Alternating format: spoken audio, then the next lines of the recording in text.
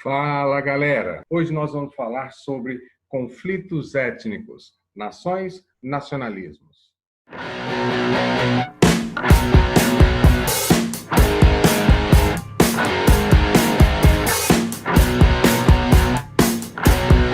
Eu gostaria, antes de mais nada, pedir para você se inscrever no nosso canal, pois isso é muito importante para nós. Nós precisamos do seu apoio para continuar democratizando o conhecimento. A primeira coisa que você tem que entender para falar sobre nação, nacionalismo e conflitos étnicos nacionalistas é saber a diferença entre país e nação. Você sabe essa diferença?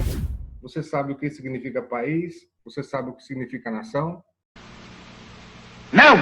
Então preste atenção no que eu vou dizer.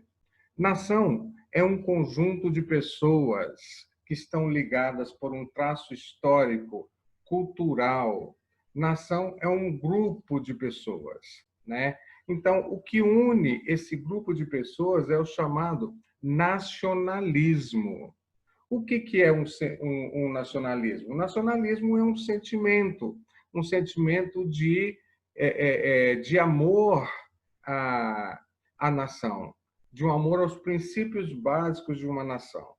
Esse nacionalismo, quando ele é aplicado na dose certa, ele é muito bom, pois ele preserva a historicidade de uma nação, preserva a cultura de uma nação.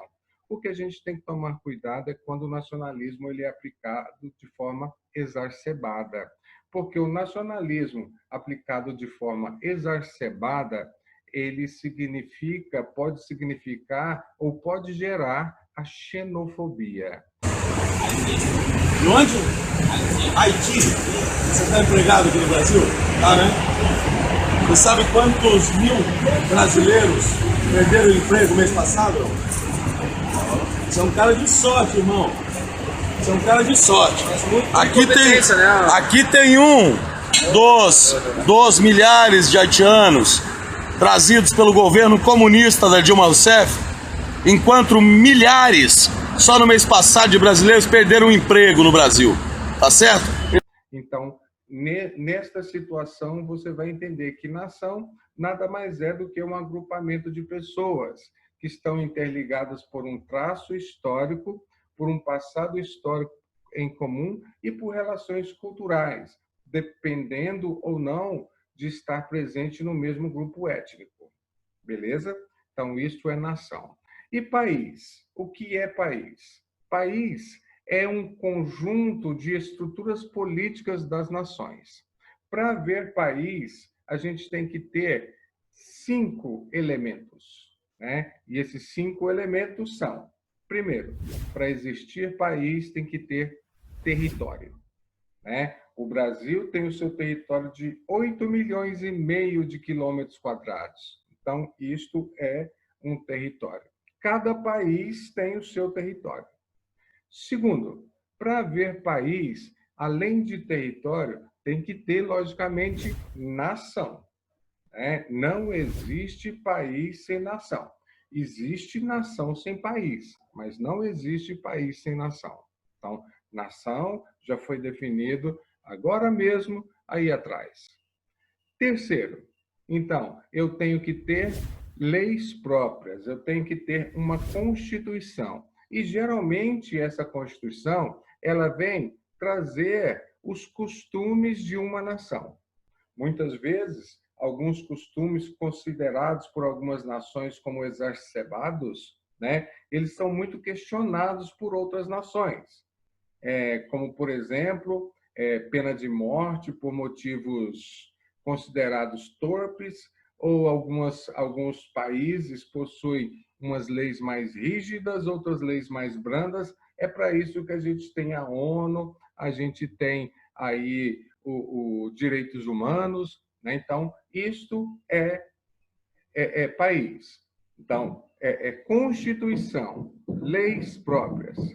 Para haver país, tem que ter também soberania.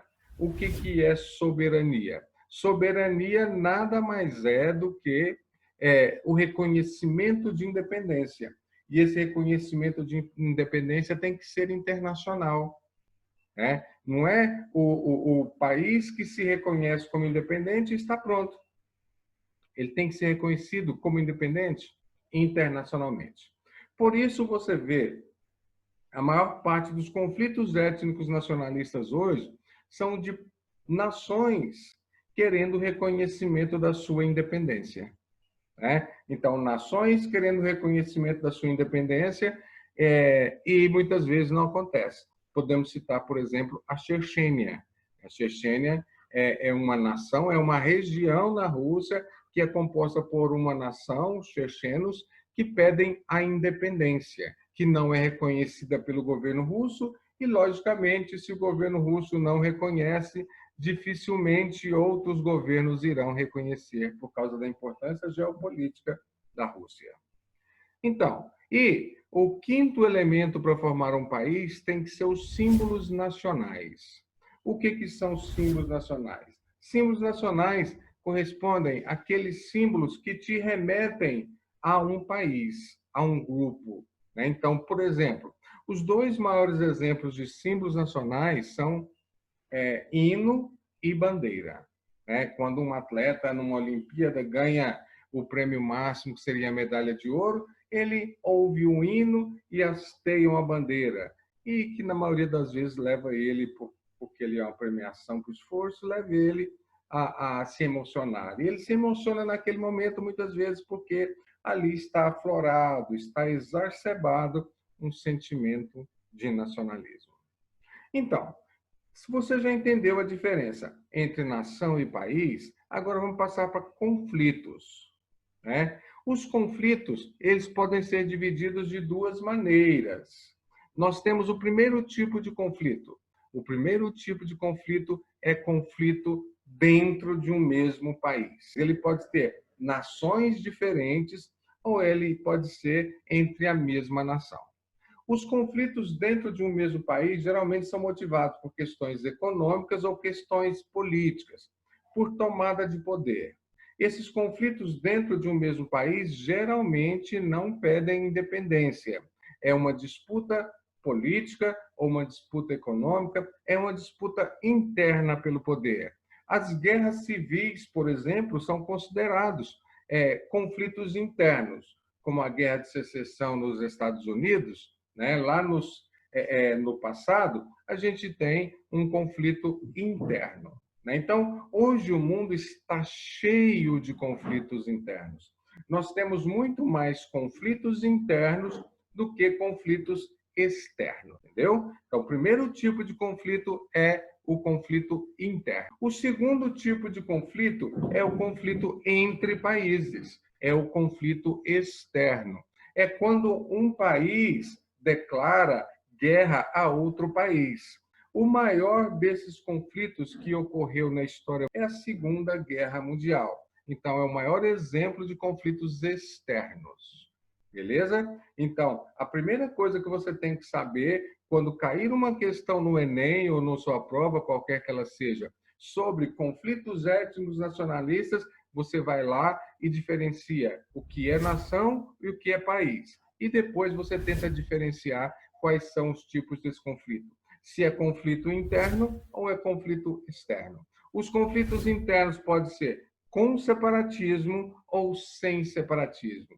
Isso torna muito mais fácil você interpretar a questão. Tranquilo? Entenderam? Ah, agora eu entendi! Agora eu saquei! Agora todas as peças se encaixaram! Eu estou entendendo tudo agora! Eu vou ficar de olhos abertos! Outro caso encerrado, meu caro Watson! Eu estava cego, mas agora eu estou enxergando! Então, pessoal, eu gostaria de pedir para vocês nos acompanharem. Nós estamos presentes em todas as redes sociais. Nós estamos presentes no Instagram, no Facebook, em alguns grupos por aí de WhatsApp. Nós estamos presentes em todo o espaço da mídia digital. Entre em contato com a gente. Eu gostaria de pedir para você sugerir alguns temas que você tem mais dificuldade para a gente tentar aqui tirar as suas dúvidas. E compartilhem, se você gostou, compartilhe esse vídeo. Beleza? Então, até mais, Valeu, pessoal! Abração.